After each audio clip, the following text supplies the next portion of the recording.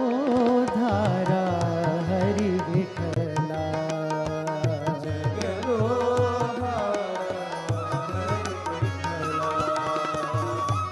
जगदोधारा हरी विठला,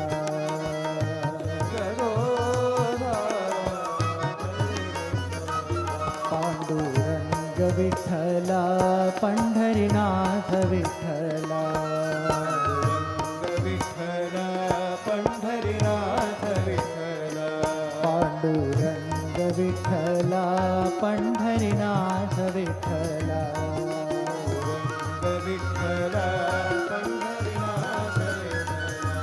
पांडुरंग विठला पंढरीनाथ विठला, पांडुरंग विठला पंढरीनाथ विठला, पांडुरंग विठला पंढरीनाथ विठला,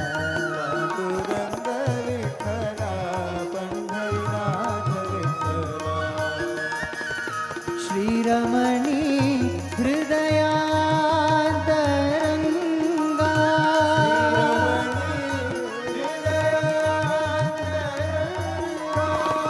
श्रीरमणी हृदयांतरंगा,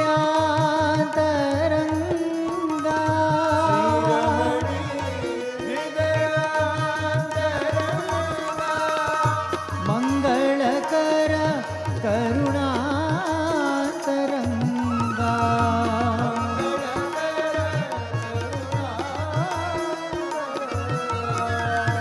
मंगळकर करुणातरंगा,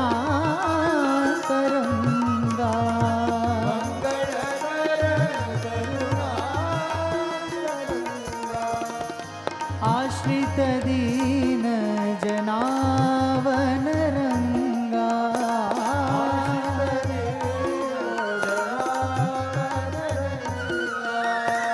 आश्रित दीन जनावन रंगा, आश्रित दीन जनावन रंगा, जगदोधारा हरी विठला,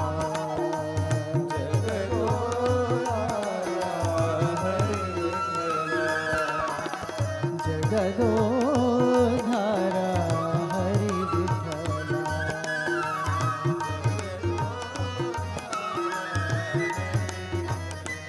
पांडुरंग विठला पंढरीनाथ विठला,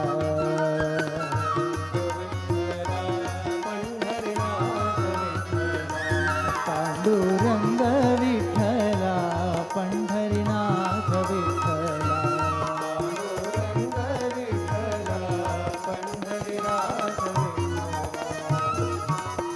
जय पांडुरंग प्रभो विठला, पांडुरंग प्रभो विठला, जगदोधारा हरी विठला,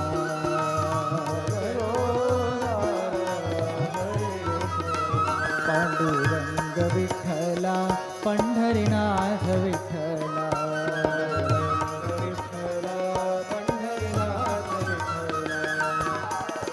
श्रीरमणी हृदयांतरंगा,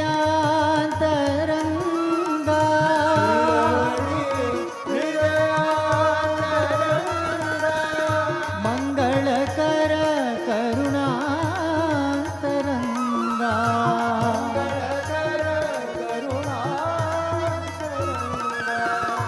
आश्रित दीन जनावन रंगा,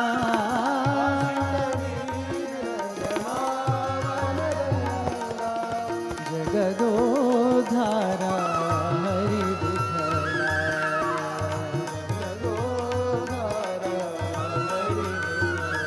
Pandurang Vitthala Pandharinath Vitthala,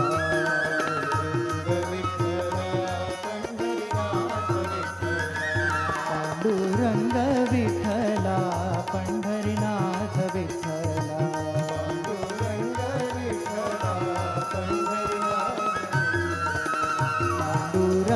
Vitthala Pandharinath Vitthala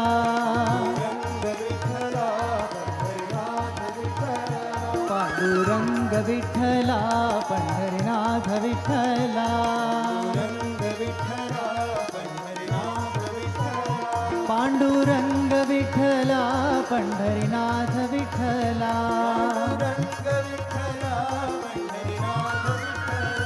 Panduranga Vitthala Pandharinath Vitthala Panduranga Vitthala Pandharinath Vitthala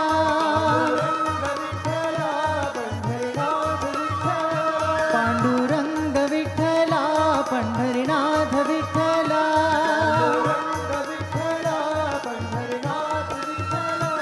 Panduranga Vitthala Pandharinath Vitthala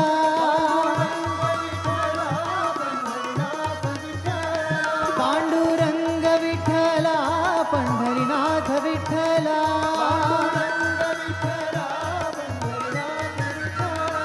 Panduranga Vitthala Pandharinath Vitthala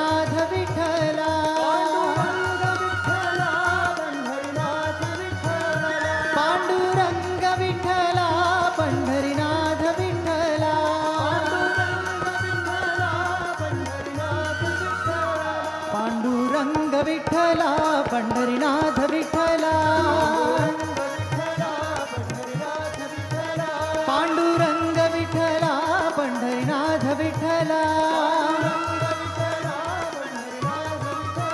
Panduranga Vitthala Pandharinath Vitthala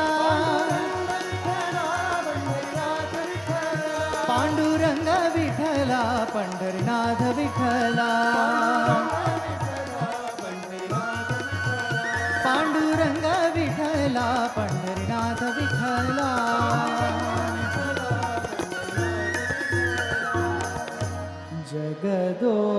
जगदोधारा Hari Vitthala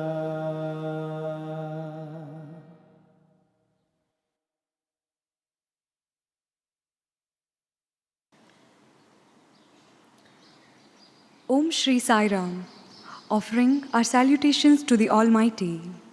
Respected elders, dignitaries, and everyone joining us from across the world, good evening and welcome to the evening session of Day 16 of the World Cultural Festival. Over these 100 days, we are on a journey of unity where culture and nations come together to remind us of the deeper truth that service, compassion, and love are what bind us as one global family. Education is what helps each of us grow, learn, and rediscover our potential, while also giving us the tools to make a positive difference in the world around us. The Each One Educate One Foundation was founded in 2017 by Sadhguru Sri Madhusudan Sai, inspired by the teachings of Bhagwan Sri Sathya Sai Baba. Built on the simple yet profound belief that quality education is the right of every child, the foundation envisions a movement where each individual takes responsibility to educate at least one child, and together we can educate an entire nation. The foundation provides free, high-quality, values-based education to rural and underprivileged children, nurturing not only academic excellence, but also character, discipline, and moral values. What makes this initiative truly unique is its cycle of giving back. The students supported today are inspired to uplift others tomorrow, creating a chain of compassion and responsibility. As part of this evening's Know Your Mission segment, we will have a presentation by Mr. Sunil Narang, Trustee, Each One Educate One Foundation. Mr. Sunil Narang is an alumnus of the Sri Sathya Sai Institute of Higher Learning, Puttaparthi, where he completed his MBA in 1992.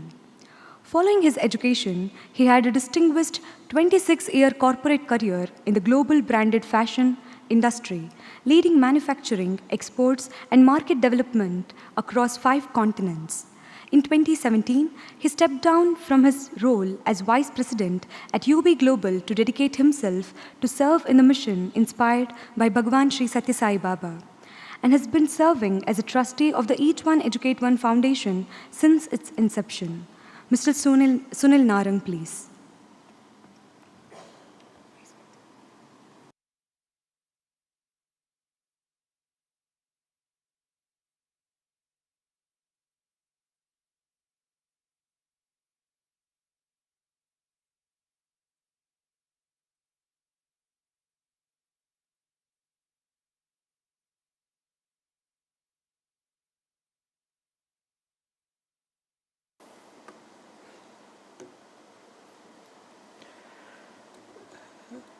Sairam, and a very good evening to all of you.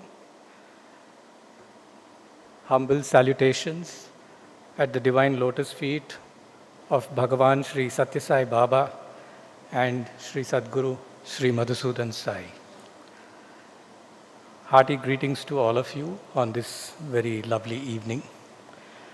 And my sincere thanks to Sadguru Sri Madhusudan Sai for this opportunity to speak about the Each One Educate One Foundation under the Know Your Mission series, and more importantly, the opportunity to have been a part of it since 2017 when it was established.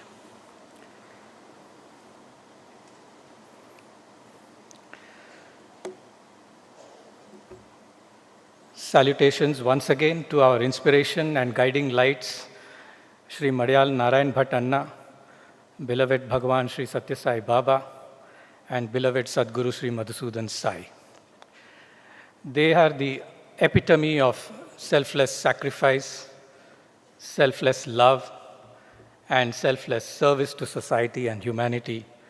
And indeed, it's a triple dose of inspiration for all of us who have been a part of this mission thus far. That is a beautiful observation that beloved Sadhguru made in Singapore a few years back when he outlined that the child is not just the child of its parents, but the child of the entire society, and hence the responsibility also of the entire society. And to put it in the even context, or the Each One Educate One context, I would request the AV team to play a small clip of Sadhguru's, where he had spoken about this particular initiative. And nobody can really describe it and define it better than he himself. May we just have the clip, please?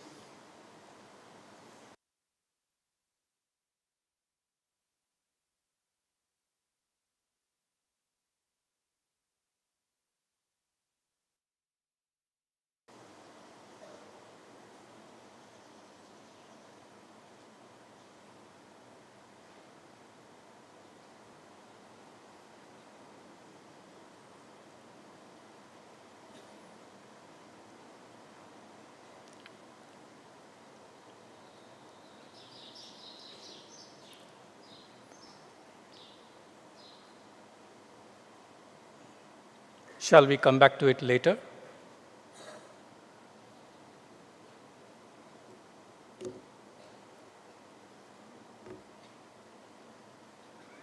Use this word family as somebody was using. Each one educate one is a family, the whole country is a family, and our culture says the whole world is a family. Vasudhaiva Kutumbakam. And family has certain family obligations, certain family responsibilities, certain family duties. Also, family privileges and family enjoyments also are a part of it. So, when it comes to the idea of family, naturally, in a family, all members are not same. There are younger ones who cannot take care of themselves, and there are elders, there are older ones whose responsibility it becomes to take care of the younger ones. And so, when Each One Educate One Foundation was formed, it was the afterthought of a question asked by a devotee abroad. He asked, okay, we will build the institution for you that will run into millions of dollars. We will spend on the infrastructure. But tell me, how are you going to run this institution in the long term? Very pertinent question. And he was a businessman, so naturally he thought in a long-term way. that while we set up infrastructure, they should not become ghost towns tomorrow because there is no support or there are no people to run these institutions. And the answer was provided that these will be run by our institution's own alumni in the first place, and then all others who would like to support this cause. And that is how this idea of family came up, that every person who is educated in our institutions or anywhere else should take up the responsibility of educating one more person as his own brother or sister. That's where the Vasudhaiva Kutumbakam idea starts materializing. And with this clarion call that all should participate, this movement began.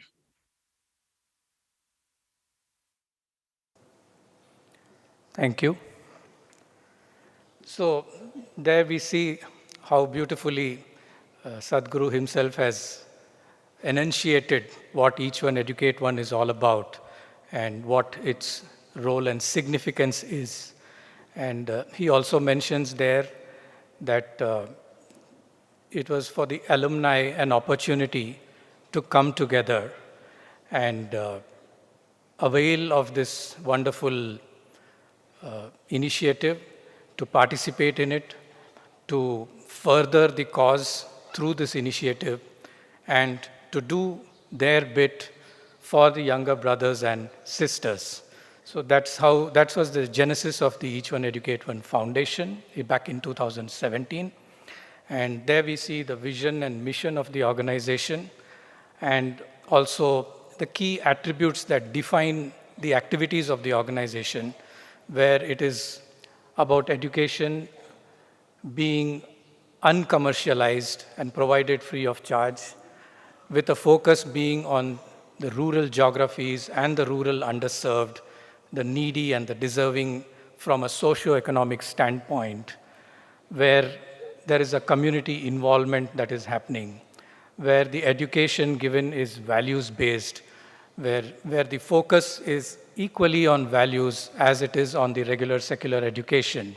And that is again, that forms the genesis of the Paravidya and university model, one of its kind, providing seamless passage, seamless access to students who are enrolled and enter the portals of these institutions under the Sri Sathya Sai Lokaseva Gurukulam group of institutions. That's the board of trustees, members for all of us to see. 10 of us right there. And as Sadhguru very succinctly pointed out in Kodaikanal, although his picture is not there on that screen, but he said that I am the first member, and then comes the 10 of you. So there are 11 members in all in the Each One Educate One Foundation.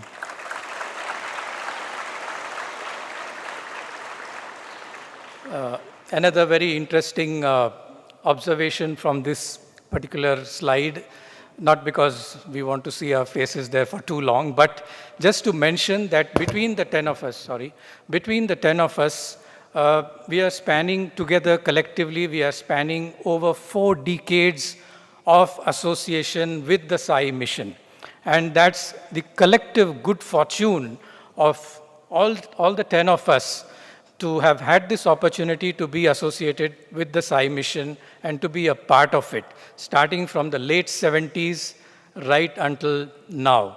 So that's the kind of spread that we have there on that slide.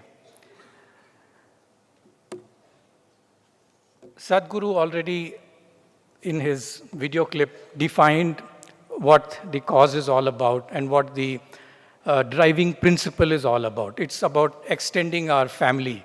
I remember in the initial days when we started off, Sadhguru and Bhagwan would always like to take it a step at a time, to make it convenient and easy for us to traverse or to negotiate the road ahead. And very sweetly and gently they would say, look, you may be having 2 brothers in your family, or you may be having a sister and a brother in your family. Think that you have one more brother out there. Think that you have one more sister out there. And think that that is the additional member in your family. Have that feeling, treat that member as such, and do the same for that member as you would do for your other siblings. So that was the way he sort of set the ball rolling for this, and that's how we are where we are today. And to just put it in some kind of different language, I would say, we are basically trying to further the cause of holistic, residential, values-based education for students hailing from rural, underserved, socio-economically disadvantaged backgrounds, without any distinction or discrimination of caste, creed, color, language, geography, or gender. So that's essentially what we are trying to do. And what are we trying to accomplish here? So we are trying to, not we, I would, in fact, at this point of time, I cannot but mention that when the mission started back in 2012 and then picked up pace over the years, it was like the beginning of a jigsaw puzzle, where we were able to see just one small part or two or three or a few small parts, and we just kept going along. It was not until 2018-19 or 2019-20 when we finally found, or we finally woke up and became aware of the grand design, the wonderful design thinking that Sadhguru often speaks of behind this whole educational mission, and how it was rolling out from grade 6 at the higher primary level, and then how it kept progressing from higher primary to secondary, and then came the higher secondary school, and then came the university, and then to top it all, something that none of us ever imagined, the medical college itself. So it's all been like, these different pieces of the jigsaw puzzle falling into place and creating a wonderful vision and a wonderful platform for the beneficiaries and the volunteers and the staff who are all participating in the mission. So that is what is being accomplished here, where we are able to empower children with education starting from school all the way to the university. The other day, Brother Hanumant described about a plethora of opportunities in terms of options that the students have. And I don't want to go over that again. But that's the way it's been structured. And again, that principle of a family is very obvious here. I mean, if we had 2 or 3 or 4 children in the family, I'm sure it would be very rare if all 4 of them wanted to be engineers or all 4 wanted to be doctors. Perhaps a little higher probability in the case of the latter. But otherwise, it's rare, especially in today's times, for all children to be wanting to do the same thing. And here, in this large family with about 3,000 plus children that we are having with us, it's varied passions, it's varied aptitudes, it's varied interests. And what Sadhguru has done through this wonderful vision is created an opportunity or a menu card that would suit the various appetites, that would suit the various palates of these different students. And nobody is left behind, either in terms of age or in terms of gender. For that matter, if we look at the way it is all structured and the way it is progressing, today at the higher education levels, the girls outnumber the boys actually by 2:1. And that itself says a lot about how women's empowerment is happening here. So this is something that is being accomplished here. I just wanted to elaborate it a bit. Of course, the why of it is on the next slide. I'll just quickly mention a few numbers out here because it's a little more about statistics and, of course, the ground reality, the bare facts on the ground, particularly in rural India, where the enrollment ratios, they keep dropping from primary to secondary, it's 99 to 57. And then from secondary to higher secondary, that 57 drops to below 50. And then by the time it's time to get into university, it drops to below 30. And then talking about women out there, hardly 5 or 6% of them go to college in rural India. So that's the kind of crisis the country faces. And the even bigger crisis is the shortage of qualified teachers, qualified staff. I mean, 1.1 million teachers short in this country. Not even the IIMs or the IITs are spared from this. So what will be the status in rural India? That's where the shortage is about 70%. So that's the background to it. And in answer to that, in order to address those humongous issues that rural India faces, there is this beautiful model, an end-to-end model, holistic, focused on values and not just secular education, where every child has an opportunity, every child gets an upbringing, every child gets security, protection, food, shelter, you name it, and it's all there. So that's the way this has, as I said, this jigsaw puzzle has fallen into place, into a beautiful tapestry, that we are all able to witness today. So just to go back a little in time, that's the simple beginning of this campus here in Muddenahalli, the picture on the left of the screen. And today, it's a glorious present that we are all a part of, that we are fortunate to experience with those three beautiful structures, edifices, signifying what the progress has been. The uppermost edifice is of the school, the one right here in Muddenahalli in Sathya Sai Grama.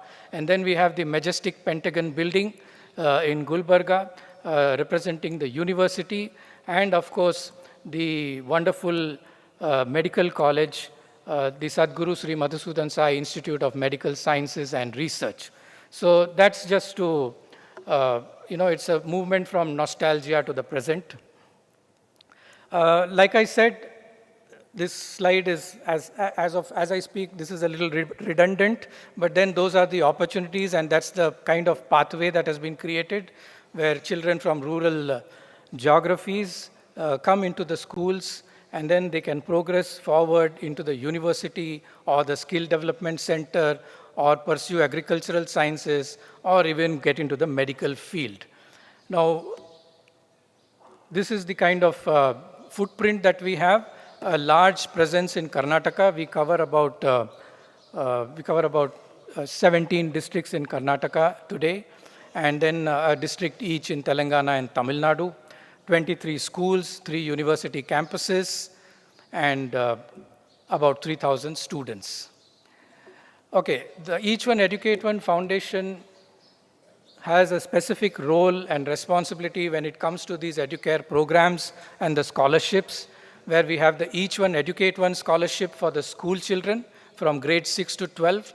And there we have also given a breakdown of what all is provided for the students by Sadhguru. Whether it is the free academic education or the sports-related activities or extracurricular activities, whether it is their books, stationery, consumables, school bags, whatever you name it, whether it is food, whether it is clothing, uniforms, other essentials that one needs for a dignified living, starting from your toothbrush and toothpaste, and then, of course, the beautiful, wonderful maintenance of the campuses, spick and span always, and raising eyebrows always, I would say. We've had many European guests, top executives from our CSR partners and companies, who went as far as to say that this reminds me of Switzerland. This was the comment by an Italian from an Italian MNC that operates here in Bangalore. So beautiful campuses, security, maintenance, and of course, educational tours, travel, and some admin costs. So these programs have all of these characteristics built in there for the scholarship, and it's Each One Educate One Foundation's unique privilege and good fortune and a role to fulfill these scholarships and see how every student enrolled within this model of education, within this Gurukula, is able to avail of these scholarships. And of course, the next slide talks about the medical MBBS and the nursing courses. A little bit about our beneficiaries. Know your mission, also know your beneficiaries. That's the kind of demographics we have for our beneficiaries, where we see that truly the most needy, the most deserving are indeed being screened filtered, interviewed, evaluated, assessed, and then admitted into the institutions. A lot of hard work goes in behind the scenes, and I would spend a minute on talking about that because we have some very robust, foolproof feeder systems that help us identify such needy students. Whether it is through the Bharatiya Rashtra Nirman Vidyarthi Nidhi feeder program or through the Annapurna nutrition program which operates in the government schools, so does the BRNVN scheme, and of course the recays by our own campus admission committees who go out there looking, searching, and doing all their homework to identify such families and students. So that is how we have that set of demographics out there, where 80+% of them are coming from humble backgrounds and could not have otherwise accessed and afforded this kind of quality education and all the other associated residential benefits that they enjoy. So it's time to talk about the impact now. The whole idea behind this vision, of course, is capacity building, as we saw in an earlier slide, both in the areas of the classical academic education and also in the areas of healthcare. And the institutions have now settled down into a rhythm, into a kind of a yearly sort of activity, a set of activities, I would say, where we are able to now have students completing their graduation, post-graduation, even PhD, and maybe in a few years' time, we will have our first batch of the doctors and the nurses also graduating. So that's the kind of impact that is being made with a vision that all the students will be able to pay it forward by supporting their younger brothers and sisters going forward, by participating in the mission and serving in the mission, focusing on rural India and focusing on taking this model to more and more geographies within the rural hinterlands of the country. So that's the kind of impact that the model is already beginning to see and realize. A little bit about our participation as the Each One Educate One Foundation, where we've had this kind of a growth in the services rendered. Of course, a lot of percentages out there, but the bottom line or the underlying cause for some amount of satisfaction is that with each passing year, the foundation and the team at Even have been able to address and serve more and more beneficiaries at a certain growth rate that's been projected out there in terms of a chart. And that's something that is gratifying, but also at the same time, we are also very conscious that a lot more remains to be done and miles to go before we sleep, as they say. So one statistic here where we are seeing a shift or a transition from in our donations portfolio, and with the arrival of CSR on the scene from the last 3 to 4 years, we see a gradual increase in the participation from corporates across the country. And like it was mentioned yesterday, there are donations coming in not just from within the country, but also from overseas, again reinforcing and reiterating the spirit of one world, one family. Thank you very much for your patient listening, and thank you once again, Swami, for this opportunity. Jai Sai Ram.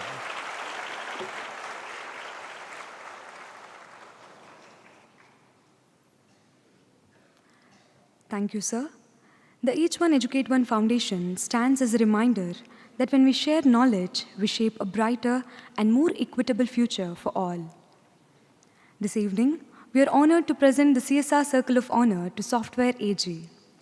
Software AG is a German multinational enterprise software company founded in 1969 and headquartered in Germany. Software AG helps businesses connect systems and data to build more agile, efficient, and customer-centric digital enterprises. With a presence in over 70 countries, Software AG serves a wide range of industries, including financial services, manufacturing, healthcare, government, and telecommunications.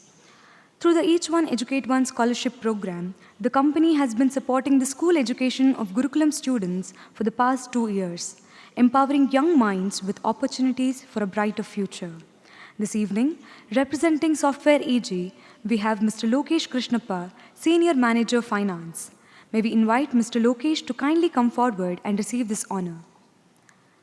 With over 17 years of experience, including 11 years at Software AG, he leads the finance function and has been a steadfast advocate for the trust, enabling consistent support for students' education while exemplifying professional excellence and social responsibility. We request him to share a few words.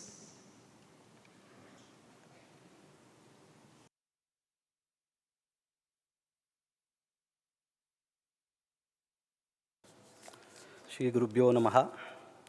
Namaste Guruji and Namaste to one and all in this hall. I would like to express my gratitude to this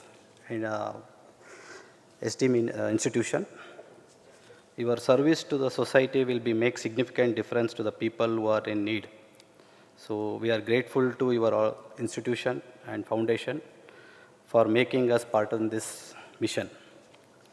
I pray that Baba shall give us strength to continue this good cause and take this mission to the great height. Thank you, Guruji.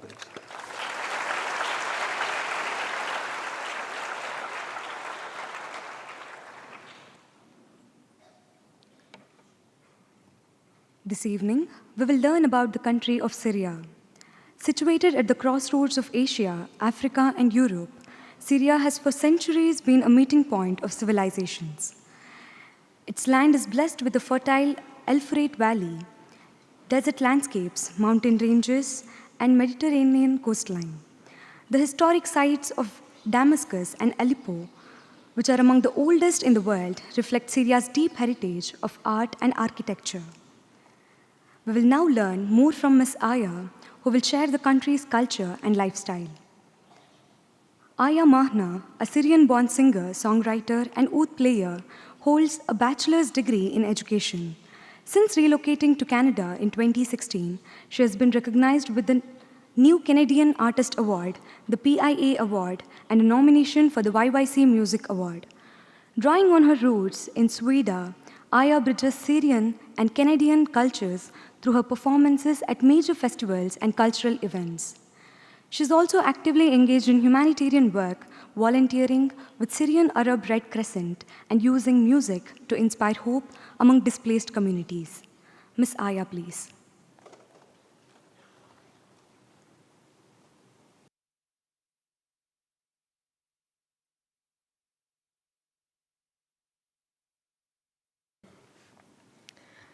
Syria was home to roughly 22 million people before the conflict. Its geography spans a Mediterranean coast and a dry interior, bringing hot summers and cool winters. Located in Western Asia. Life along the Al-Furat River has shaped agriculture and settlement for centuries. The capital, Damascus, is among the world's oldest inhabited cities. The national currency is the Syrian pound. Given ongoing economic pressure, values and purchasing power can vary wildly by location and context. Arabic is the official language used in government, education, and public life.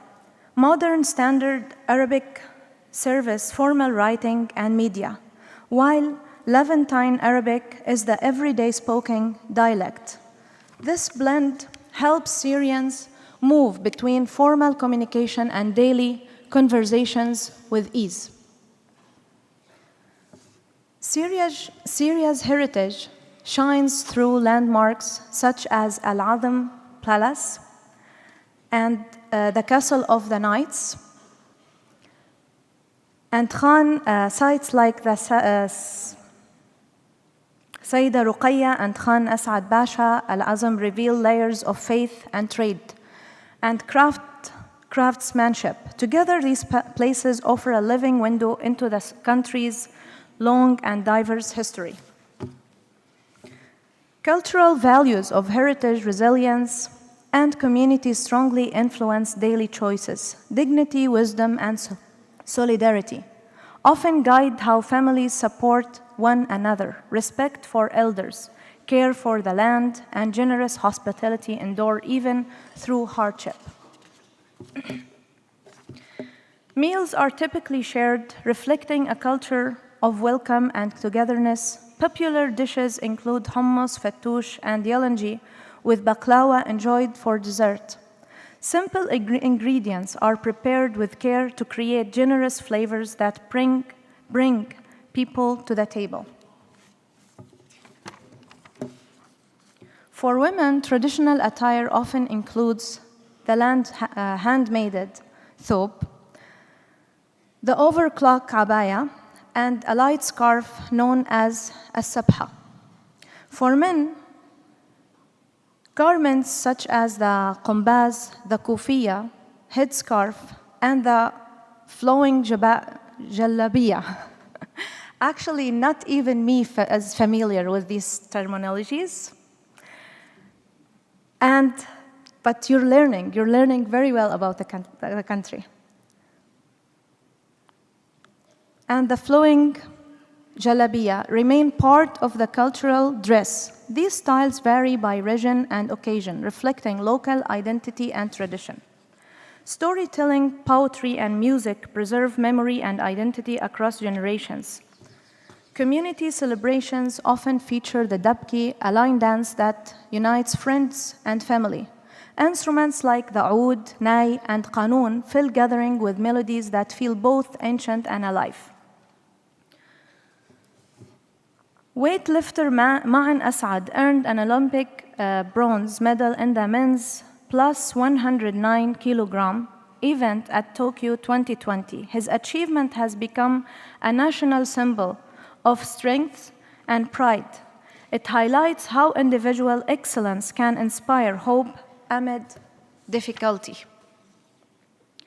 Food insecurity remains severe, with around 14 million people facing hunger. Amid the worst drought in decades, education has been disrupted by conflict, and rural communities in particular struggle to access schools. Healthcare needs are vast. About 16 million people require assistance, and some facilities have come under attack. Displacement affects roughly 7 million people, stretching the capacity of communities and services. Humanitarian appeals are significantly underfunded, with overall support at roughly 14% of need. Access to healthcare is limited, and psychological support reaches only about 1 in 5 who need it. Education remains severely disrupted, and Save Water initiatives are critically underfunded. At about a quarter of requirements, long-term displacement and reintegration programs lack the resources needed for durable solutions. UNICEF reports reaching approximately 4 million people with essential services across health, education, and protection. The International Organization for Migration has expanded shelters, improved water access, and delivered cash assistance to vulnerable families. Health services have been restored in areas such as Al-Hasaka, Deir ez-Zor, and Al-Raqqa. Strengthening local care risk education programs have responded to hundreds of explosive incidents, reducing harm to civilians. Support also includes government pledges, such as Germany's 80 million euros via UN agencies and contributions from organizations like the UEFA Foundation for Child Health and Trauma Relief. Thank you for your kind attention. We are happy to be here experiencing this oneness. Shukran. Shukran.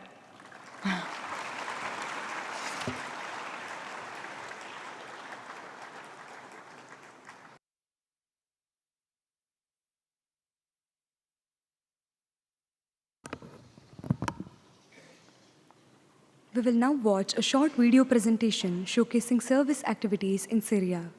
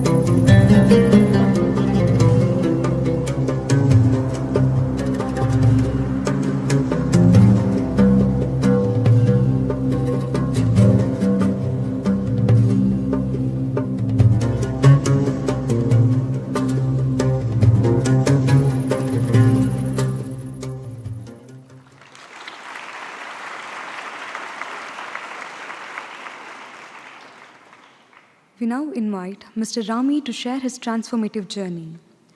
Rami, born in Jabal al-Druz, is a spiritual seeker who has been trained in the Indian yogic system and is also a follower of the ancient wisdom of the Vedas at the Hare Krishna temples in Europe. Now, Mr. Rami serves as a yoga teacher and a shamanic healer.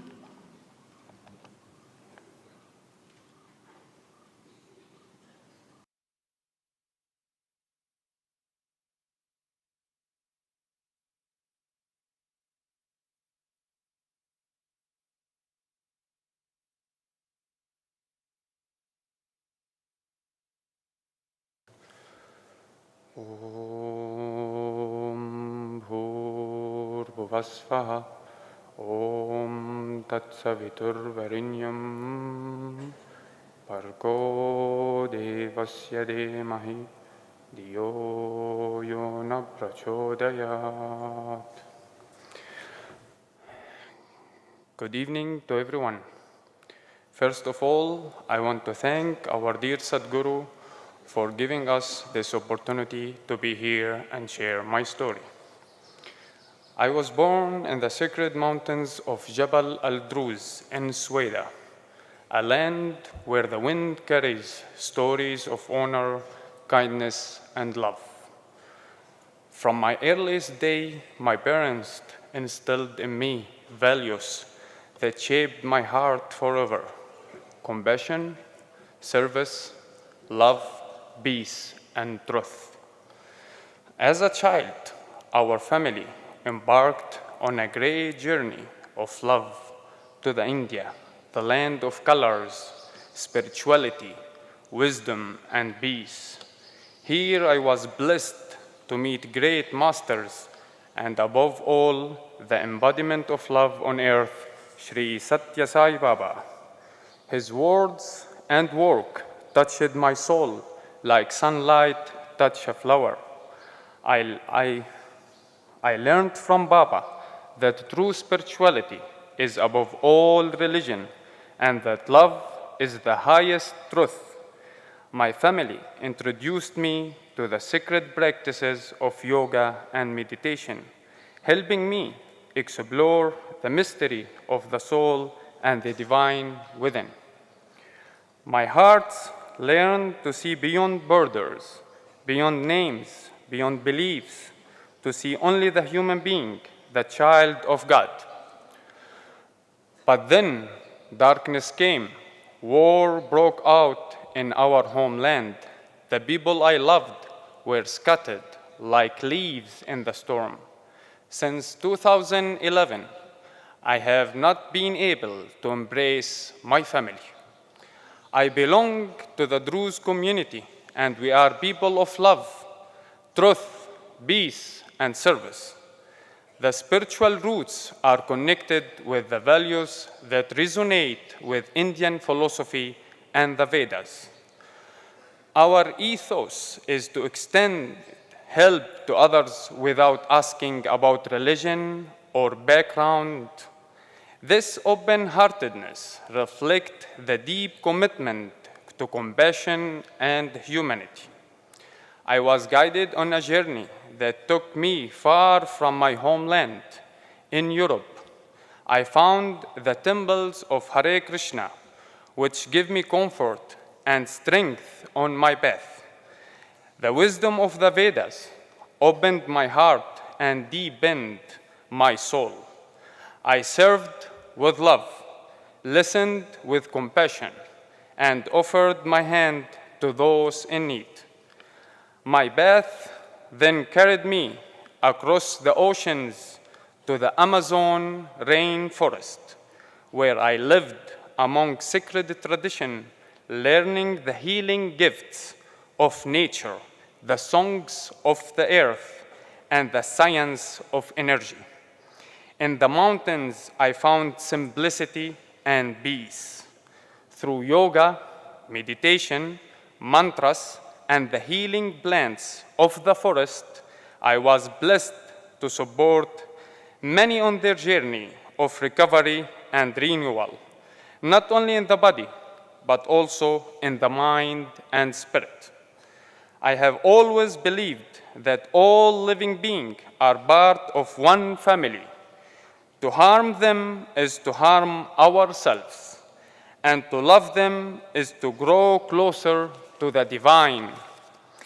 Love is the key to true humanity, and without love, neither humanity nor divinity can flourish.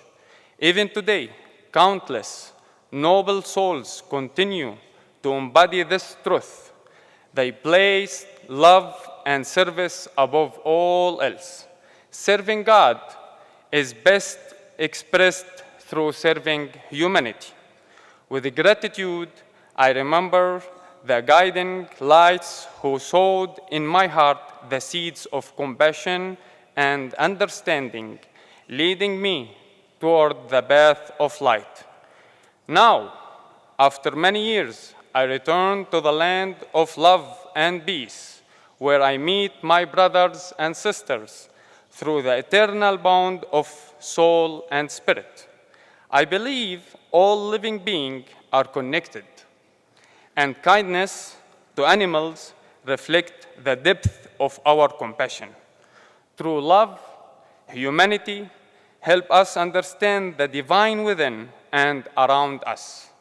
I am grateful to my father, Dr. Nawaf al-Shibli, who nurtured me the values of peace, insight, and oneness. Returning to the sacred land, I feel the bond of spirit stronger than blood. May we continue to walk together in light, love, and service. Shukran. Om Sai Ram.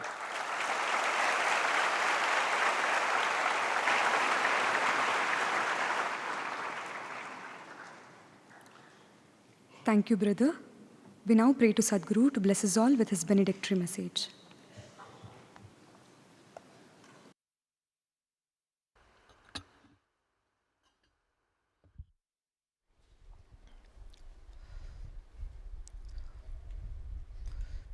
In Brihadaranyaka Upanishad, the story comes that three of them, the sons of the Prajapati Brahma, the creator, the gods, the humans and the demons, they all approach their father, the creator, to ask for an advice, how the father wanted them to live their lives in the world.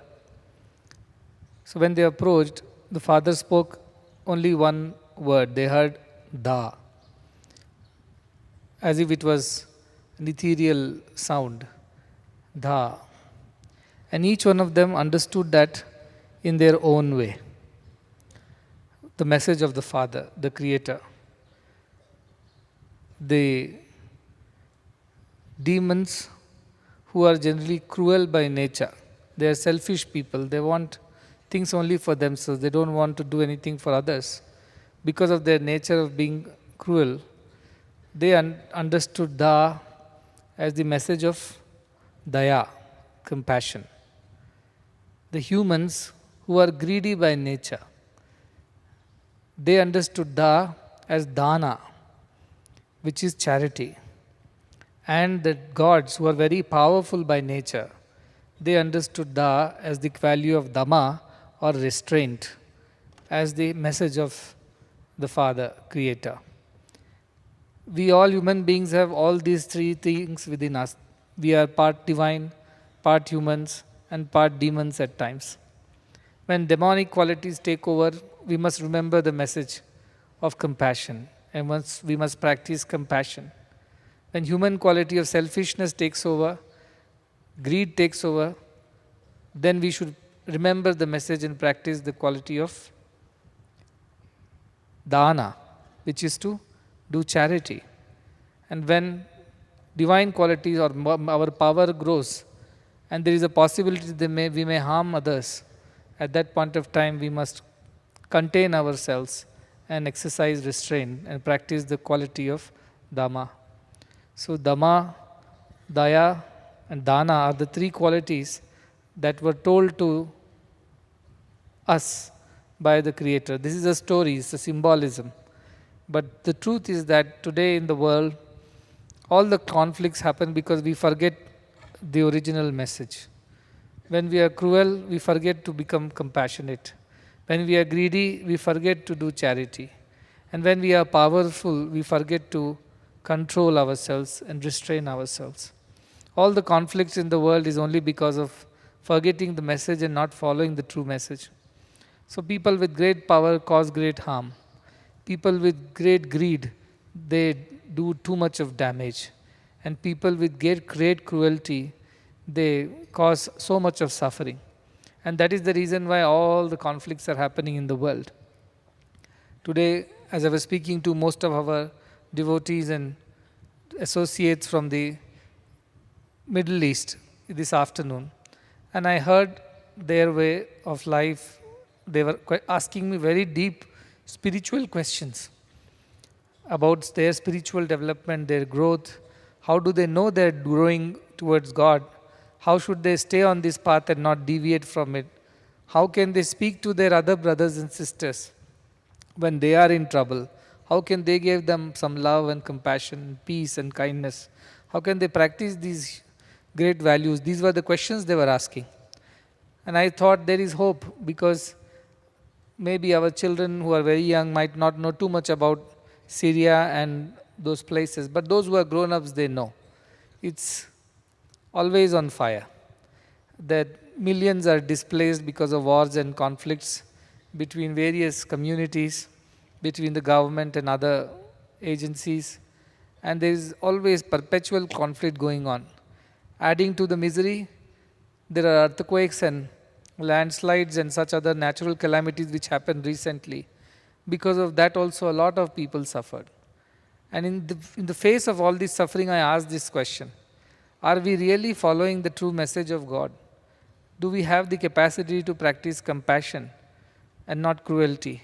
Do we have the capacity to practice charity and not greed? Do we have the capacity to practice restraint and not causing or inflict injuries because we are powerful? And that is the message of our Vedas and Upanishads. Dr. Nawaf, who has been a part of this mission. He's in Syria. He has even built a Sai center over there. For decades, he is running the center. And he sent that message to all the people in the Arab nations. And that is how so many countries came here today. From so many places, people have come because they all were inspired by the message of Bhagwan, which Dr. Nawaf was disseminating in their language in these many countries. And you can imagine, this afternoon I was telling, it's some kind of a risk to invite all these countries to one place and celebrate humanity that still exists amidst all the conflict and chaos, and highlight that. See, whatever we focus on, that becomes powerful. So amidst all the conflicts, wars and chaos, I want to focus on kindness, humanity, compassion, charity, restraint, no harm, but only help. And we saw in the video how in their own capacity they have been doing that, whether it's giving value education to the children, distributing books and other study materials, because most of them don't go to school at all. There is no school. Schools have been damaged and ravaged by the wars. So children have nowhere to go. Imagine you wake up one morning and you tell, where do I go to school? And you are told there is no school. There are no teachers, there are no books. You just do what you can by your own selves. And these are the countries where children are living like that, and not because of their fault of being born in such places, because of the people who did not follow those three values of charity, of the value of compassion, the value of restraint or control. That is why so many people suffer.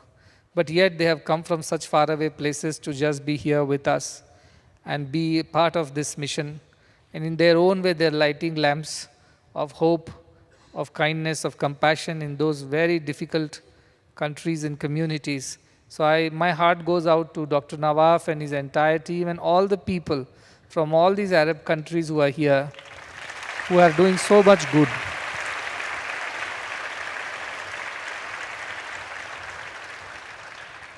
And they believe that there is a possibility of a better future. And they work towards it. And they hold each other's hands and walk together on this path, however difficult it might be. And that is why I keep telling our children, every day count your blessings and count them again. You could have been born in one of those places where you wake up and a bomb lands right in your own home. And next moment, all your kith and kin are gone. All your hopes for a brighter future, to study well, to come up in life is all gone in fumes. That is what happens. But still, there are people who are continuing to do good work. And it wasn't easy for most of them to even come to India. But they have made it somehow to be here and to celebrate this common humanity amidst all of us. When we bring people together, we are not talking about boundaries and borders. We are not talking about their nationalities and affiliations. We are cutting across all those differences and seeing the oneness, the commonality, which is humanity. Whichever country, borders were drawn much later. The earth was not created with borders in it. It was not God's plan to divide us into countries and communities. It was all human doing. And then we are struggling to come together, cross over and reach out to each other. But then these are the people who are doing that, though they may be small in numbers, but their hearts are big, their courage is amazing to continue doing what they're doing and to continue to spread the message of Bhagwan in these countries, which is otherwise perceived as another religion or another type of philosophy, which is not generally what is subscribed over there. But then continuing to talk about Bhagwan's humanitarian message of love, truth, peace, non-violence, righteousness to the people without any hesitation or fear. And for decades doing that amidst all the wars and conflicts is truly commendable. And I'm so glad that I could speak to all of them this afternoon. And today now we will be having some music from the musicians who have arrived. I look forward to the evening's proceedings. Before that, I also want to mention to the Each One Educate One Foundation, which started as a small thought because one devotee asked, okay, we will build the buildings for you, But how are you going to sustain this? Who is going to pay for all the expenses of the students if you're not charging them a fee? And then plenty of ideas poured in. Charge a few, subsidize the others. We said, no, all children are ours. We can't charge one son and not the other. Everybody should be treated equal. Everybody told this is very audacious, almost eccentric, to not charge anyone and assume that this mission will grow and people will get what they need. We said, no, whatever said and done, all are equal. And when we say something, we must truly do it, because otherwise it will be empty words and without any action. And we would not be, what we call arjava won't be there. Integrity of a thought, word and action won't be there. Then earlier children used to come, some are from very rich families too, because the education quality was very good. One day I was coming, and in the Hriday Mandiram grounds, there were so many cars parked. So I asked Narsimurthy ji, what are all these cars? What is going on? They said, today's parents teachers meeting. I almost fainted. I said, they all come in these many cars? So they are all very well-to-do people. And why are we even serving these people? We are here to serve the poorest and the so-called underprivileged and rural. But these people seem to be coming from well-off families. And then the whole thought process changed. That is about the time when even also came into existence, and we said we must search for the poorest. We then made a policy that 50% of the students must be from very underprivileged background. But then the new problem started. The 50% who are not from underprivileged background, they had watches, nice shoes, jeans and jackets, nice t-shirts and gadgets. And when the other half of the class saw them, they felt miserable. They felt we also should have these things. Why are we not having? Naturally, it creates that kind of a confusion in the children. Then came the policy that we will not charge anybody, neither in the hostel nor in the school, whether they are from decent financial background or from underprivileged background. They all will be given everything from our institution, so that there is equality. I know it's very utopian to think like that. Society does not happen like, in society this does not happen. But then we are not wanting our children to grow up in an atmosphere where they feel discriminated. Because subtly teachers also end up discriminating. When they see a richer child, they try to be nice to them, and then they see a poorer child, they are not so nice to them. This was all happening. So practically one by one things changed. And now everything is available to everybody, just as it would be in the old Gurukula system. And across these institutions, children are studying. But the Each One Educate One team works quite hard and long hours, working with CSRs, working with devotees, the alumni, and everybody else. And the concept is very simple. It's another brother, another sister of our own family, another child, another member, and we must do everything in our capacity to support them. Why I am saying this is because today you are all children sitting in this room. You are the beneficiaries of this mission, but tomorrow you should become the benefactors. Because of you, other children should also benefit. And today in our capacity, we can only help 3,000 or 4,000 people. But when you grow up, each of you should build institutions of excellence in remotest parts of the country and help many more children cross the bridge. And that's each one of you must have the capacity. It's just not each one educate one. You must become each one educate 1,000, maybe 100,000. Why not? Because each one of you has that capacity and have that big vision. That in the future you should be institution builders. And through institutions you'll build individuals and the entire nation and the world around. So that should be your vision. Don't short sell yourselves with the limited idea that I am just, after all, a student and I just get my education and I go my way. I can at best use this education to bring my family up from poverty to a decent lifestyle, and I would have done enough for myself and the family. No, that would be too limited a vision, too small a thought. You must think of world as your family and do much more beyond your capacity of just being the son or daughter of your parents to being a citizen of the world and look after so many more children. That is the vision for the future. I also want to recognize the contributions of the alumni, so many of them who are directly or indirectly a part of this mission. This has never happened before. It's here that such a thing is happening, where directly people are involved either with the foundation work or they are managing, administrating institutions. They are palakas or wardens and teachers in our institutions, interns and so on. Or they are supporting this mission indirectly wherever they are working in the world. They contribute towards developing this mission, or talk to many more people and help them contribute to it. Still we have a long way to go, we know. it doesn't cover the entire requirements of the institution, because our requirements are growing every year. It does not suffice. So we have to work even harder every year to take care of everybody's needs. Even has been working since 2017, though it started small. Today it has grown into a very large foundation. It contributes significantly to the growth and the maintenance of these institutions. You must be grateful for that.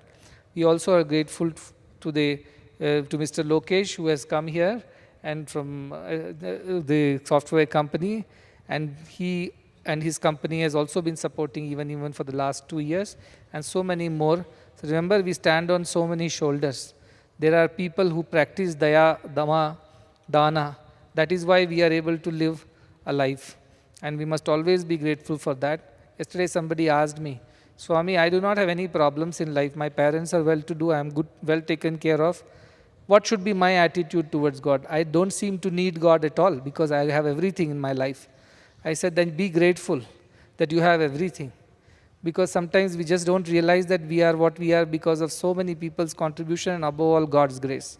So don't take things for granted, be grateful. Gratitude should be there in our heart for everyone who does things for us. That's very, very important. And that gratitude is the one which helps us develop in our life, grow and evolve. So develop gratitude, and remember that a day will come when you can be on the other side and you can help many more people also come up in life. That is your responsibility as students. First, make use of everything that is given to you well.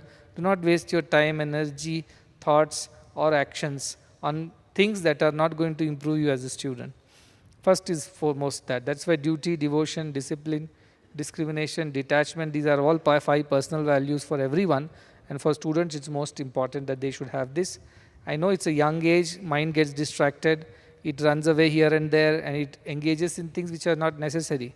But those times you must remember that you are standing on so many shoulders, and somebody out there is working for your welfare. He or she does not know you, but they nevertheless do it because they believe that you are also part of their family. And with that gratitude we must study, so that when we grow, we will look after many more people, and that is the way you pay it forward. That is how the world becomes a better place. So blessings to everybody, and I look forward to the evening musical program.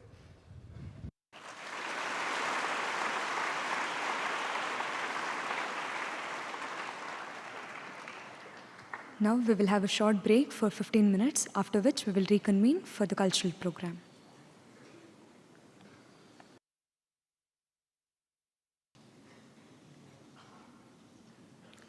This evening, we are delighted to bring you the music of Syria. Known for its soulful melodies and rich traditions, Syrian music blends classical and folk influences, often featuring instruments like the oud, qanun, and ney. It is music that carries with it the weight of history, the richness of culture, and the depth of human emotion. For this performance, we have Miss Aya Manha on the oud. She's a Syrian-born singer and songwriter, bridging cultures through her music. Dr. Wahib Alshar on the lute, flute, and piano. He's an ENT specialist and versatile musician engaged in spiritual practice. Mr. Shadi Akal on percussion and vocals. He's a talented musician and composer, bringing rhythm and vitality to performances. Mr. Fadi Azam on the keyboard. He's a skilled musician and music promoter supporting artists worldwide. Ms. Keltum Jalmam on the qanun and Mr. Makram Hatab on the percussions.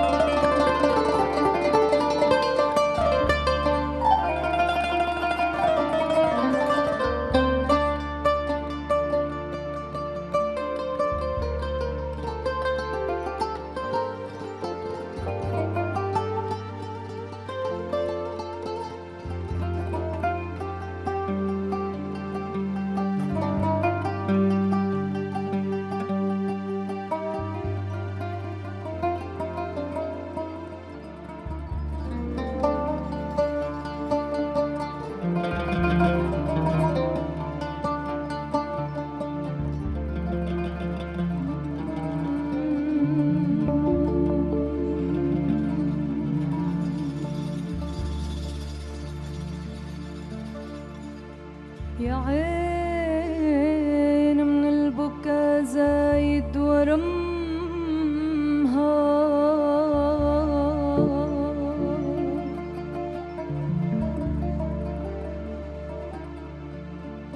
يا بي حجار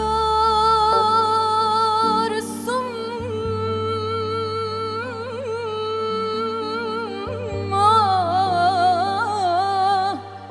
لسحنها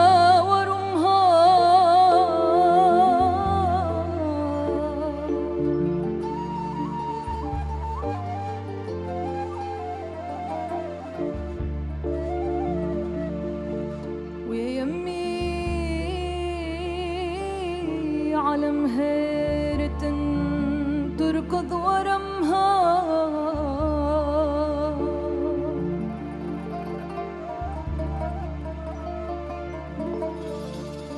ترعى من النفل روس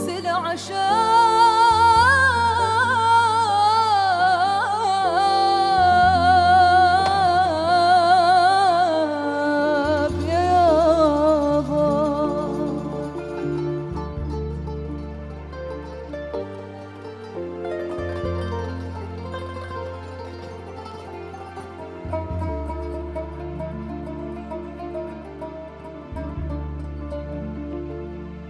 بدك تقل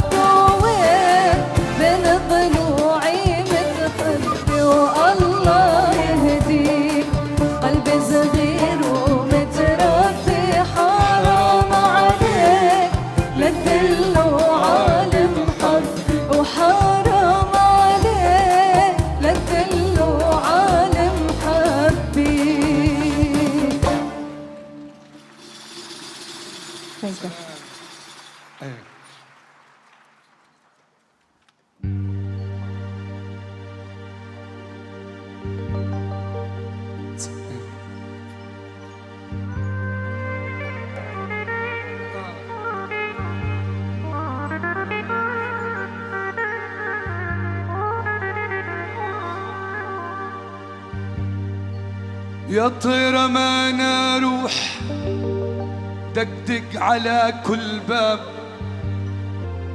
سلم عليهم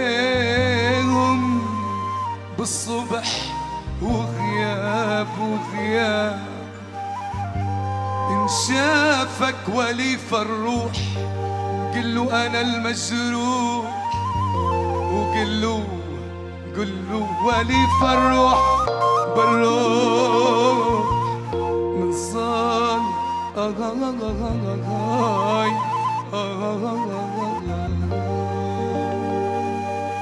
يوم على يوم لو طالت الفرقة ما نسيت أنا يوم، ما نسيت أنا الرفقة، ما نسيت أنا الرفقة. يوم على يوم لو طالت الفرقة ما نسيت أنا يوم، ما نسيت أنا الرفقة، ما نسيت أنا الرفقة.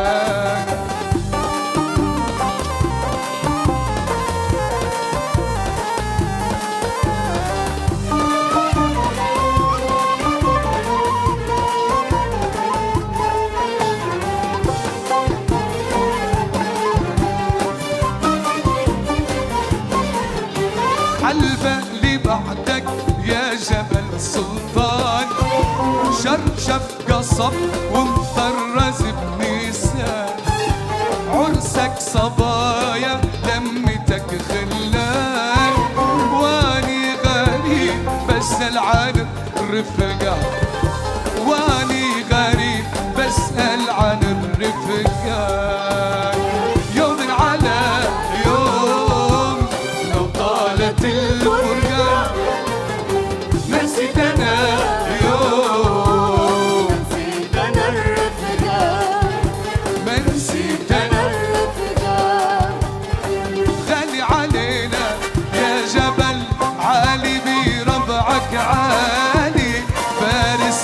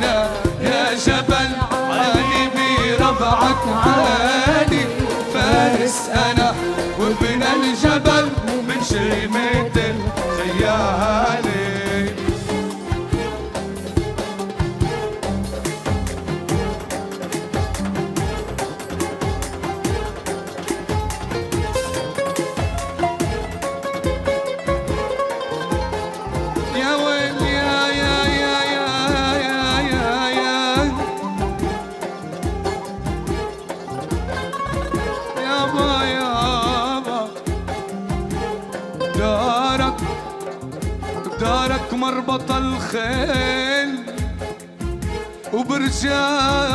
وبرجالك وبرجالك والله برجالك ينشد الحيل ينشد الحيل بدارك مربط الخيل وبرجالك ينشد الحيل يا طيب قهوتك سلطان سلطان سلطان تنشرب من دون الهيل من دون الهيل الهيل لك تبوارك وسيلك يلي ينفارك خيلك تبوارك وسيلك يلي ينفارك خيلك بديرتك بعد وشافه بديرتك بعد وشافه بديرتي احسن لك بديرتي اكتب لك كتب لك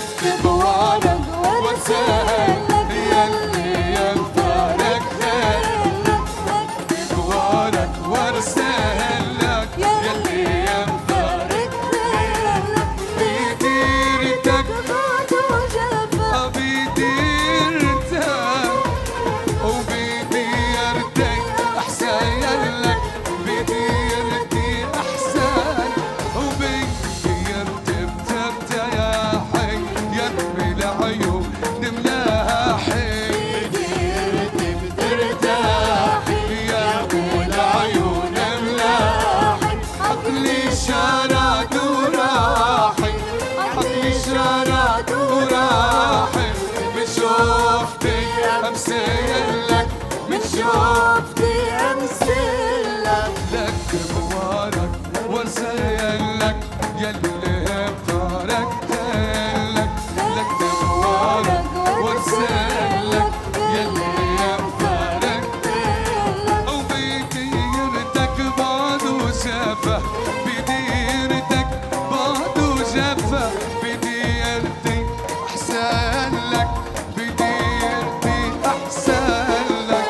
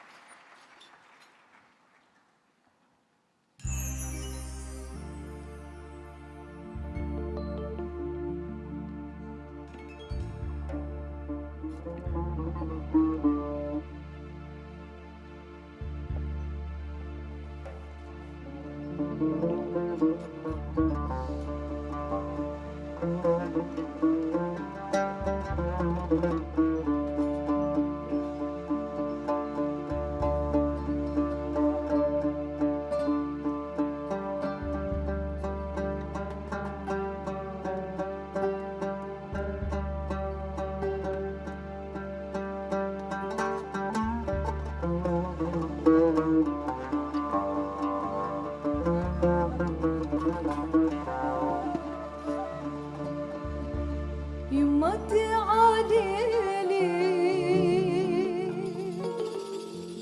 يما تعاليلي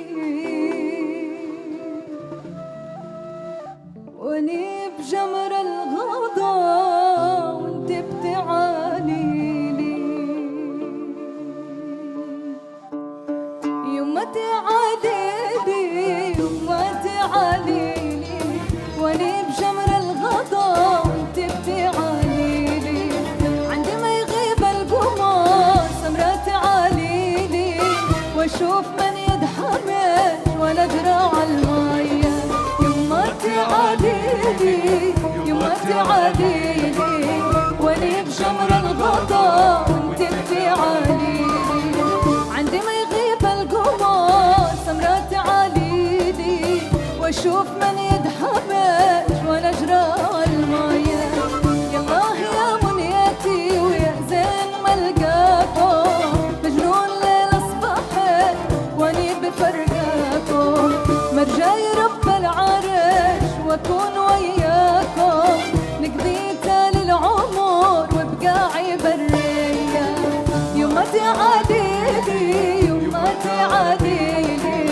واني بجمر الغضا وانت بتعاليلي عندما يغيب القمر سمرة تعاليلي شوف من يدحمج ونجرى عالمية على دلعونة وعلى دلعونة رابل تحت جرك كحليل عيونة على دلعونة وعلى دلعونة رابل تحت جرك كحليل عيونة يا مش تتحنن على شعراته دخلك دليلي بالله شيباته يا مش تتحنن على شعراته دخلك دليلي بالله شيباته والجنة نزلت تحت جرياته تربوا برضاها يلتعرفونا على دلعونا وعلى دلعونا تربوا تحت جرك كحليل عيونا يا مرايتها حملي عليها خبت جعيد التحت عينيها يا مرايتها حملي عليها خبت جعيد التحت عينيها مية للفرج اللي بتنام عليها ريحة أنفاسها عطر الليمونة على دلعونة وعلى دلعونة رب تحت جرك كحليل عيونة على دلعونة وعلى دلعونة رب تحت جرك كحليل عيونة راياتنا فوق الجبال الشم منصوبة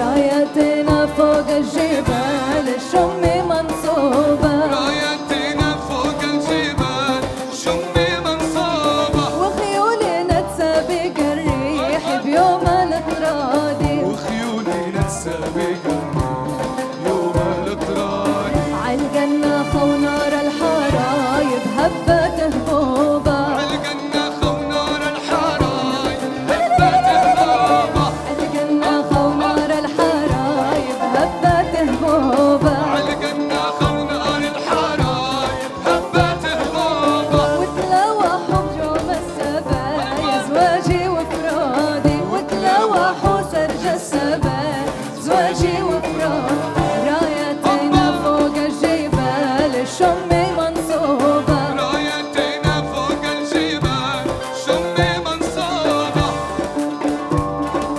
نزل يقطف نعنعو يا ناطر لا تمنعو يا ناطر لا تمنعو والفضاحك وتبسم والثنايا يلمعو والثنايا يلمعو نزل يقطف نعناع يا ناطر لا تمنع يا ناطر لا تمنع والفضاحك وتبسم والثنايا يلمعوا والثنايا يلمعوا رمحي الرداني طولو واسنانو حب اللولو واسنانو حب اللولو جم السما من حلو بدر السما ما طلعوا بدر السما ما طلعوا نزل يقطف نعنعو يا ناطر لا تمنعوا يا ناطر لا تمنعوا والفضاحك وتبسم والثنايا يلمعوا والثنايا يلمعوا راس النبي فوق راس النبي فوق يا موردين الخير يا موردين الخير راس النبي فوق راس النبي فوق راس النبي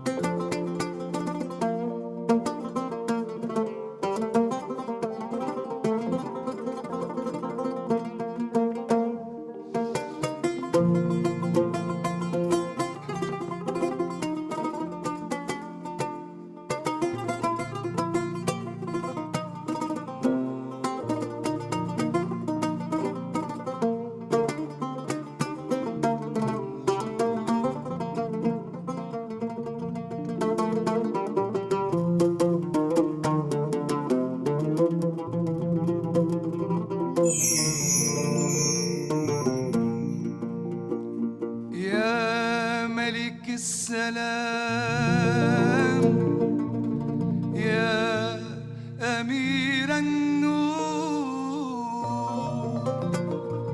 لأبواب قلبك امنحنا العبور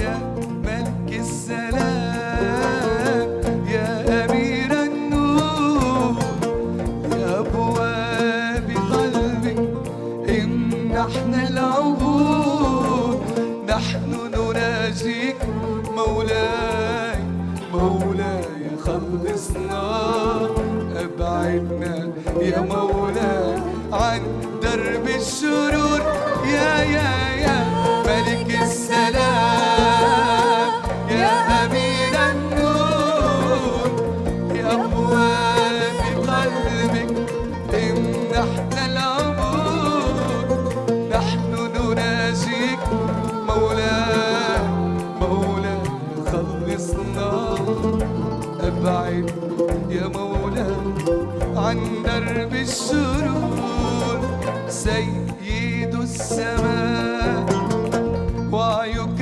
والنور اغسلنا بماء ماؤك طهور سيد السماء وعيك والنور اغسلنا بماء ماؤك طهور ازرعنا بذرة بأرضك البتول واسقينا حبا ليكبر المحصول يا ملك السلام يا أمير النور لأبواب قلبك امنحنا العبور نحن نناجيك مولاي مولاي خلصنا أبعد يا مولاي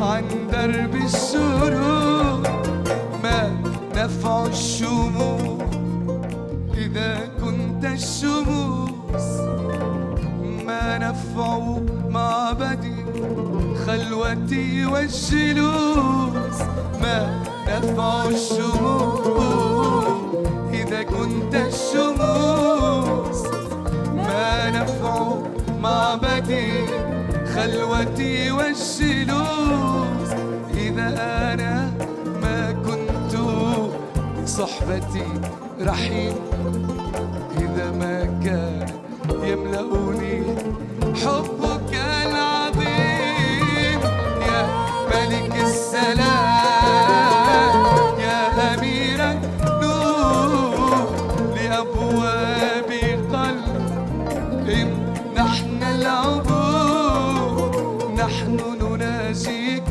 مولاي مولاي خلصنا أبعدنا يا ساعي عن درب الشرور أبعدنا يا ساعي عن درب الشرور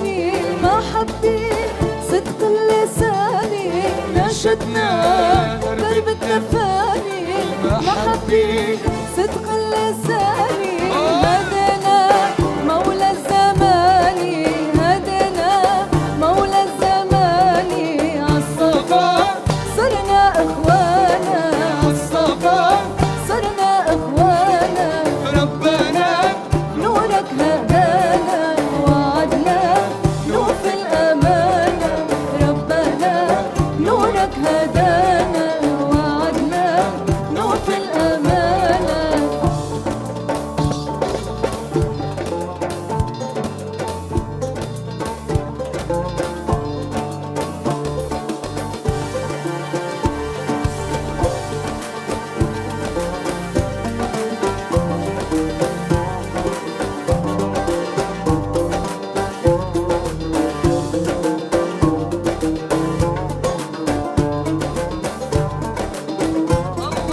علينا ضوى جمالك والرحمة غابت بدارك علينا ضوى جمالك والرحمة غابت بدارك عالبشر هلت أنوارك عالبشر هلت أنوارك سيدي الهادي مولانا ساتيا ساي الهادي مولانا ربنا نورك هدانا وعدنا نوفي الأمانة ربنا نورك هدانا وعدنا نوفي الأمانة سلامات غاية أحبابك رجانا دايم عبابك سلامات غاية أحبابك رجانا دايم عبابك لو نراك خلف حجابك لو نراك خلف حجابك أدركنا فيك هدانا أدركنا فيك هدانا ربنا نورك هدانا وعدنا نوفي الأمانة ربنا نورك هدانا وعدنا نوفي الأمانة باركنا جل جلالك باركنا جل جلالك عالتوحيد ثبت خطانا عالتوحيد ثبت خطانا شمس المحبة جاي بعهدك يا بريمة انت المنى وايامك جديد شمس المحبة جاي بعهدك يا بريمة انت المنى والغار ايامك قديمة تعبنا من طول الليل والدنيا الأليمة تعبنا من طول الليل والدنيا الأليمة قدرنا صبر الروح والنفس الحليمة قدرنا صبر الروح والنفس الحليمة شمس المحبة جاي بعهدك يا بريمة انت المنى والغار ايامك قديمة يا سيدي المحبة وجدان إلهي ويا ربي تمنحني أمانك يا سيدي المحبة وجدانك إلهي ويا ربي تمنحني أمانك سهران كل الليل عم ماشي حنانك سهران كل الليل عم ماشي حنانك واتوسل بيني ليك وطالب غفرانك واتوسل بيني ليك وطالب غفرانك شمس المحبة جاي بعهدك يا بريمة انت المنى والغاية ايامك قديمة يا اسمك نور وخير جل جلالك ربي وخالق هالطير متجلي بجمالك يا اسمك نور وخير جل جلالك ربي وخالق هالطير متجلي بجمالك بيدك رافع هالليل فينا امالك رافع هالليل وفينا امالك نزرع ورود الطير وننشر خصالك نزرع ورود الطيب وننشر خصالك شمس المحبة جاي بعهدك يا بريمة انت انت المنى والغاي ايامك قديمة. جانا منك مرسال ايامك قريبي، تغمرنا بدينا الحب بالرضا والطيبي. جانا منك مرسال ايامك قريبي، تغمرنا بدينا الحب بالرضا والطيبي. جاي بيدك سلام معلي راياتك، جاي بيدك سلام معلي راياتك. اسمك فصل الكلام والحق بسماتك، اسمك فصل الكلام والحق بسماتك. شمس المحبة جاي بعهدك يا بريمة، انت المنى والغاي ايامك قديمة. تعبنا من طول الليل والدنيا الأليمة، تعبنا من طول الليل والدنيا الأليمة. قدرنا صبر الروح والنفس الحليمة، قدرنا صبر الروح والنفس الحليمة.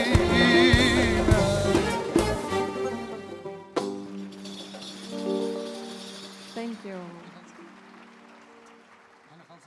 Thank you so much.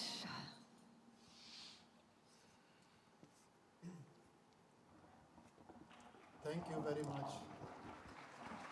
Thank you, Saira.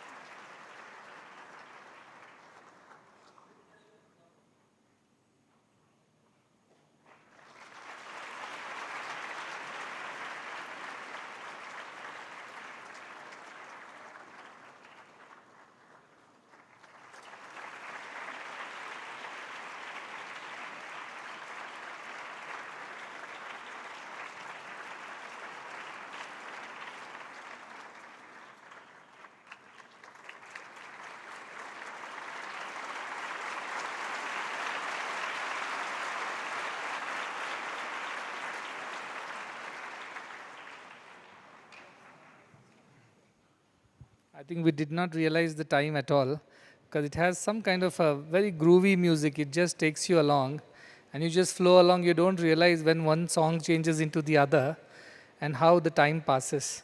I think this must be something of the deserts, where people have to live long days, and through music they're able to pass long days, difficult days. I think this music carries them along, not only spiritual, but it is something that is so rhythmic and allows you to kind of sink into that rhythm and flow with it. That's what I was telling them.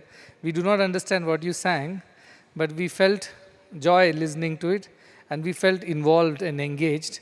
We felt we were going along with you on a camel ride across the deserts. Thank you so much for the beautiful singing and playing. Yes, and thank you. We will conclude with the Arab World Song, followed by the national anthem of India.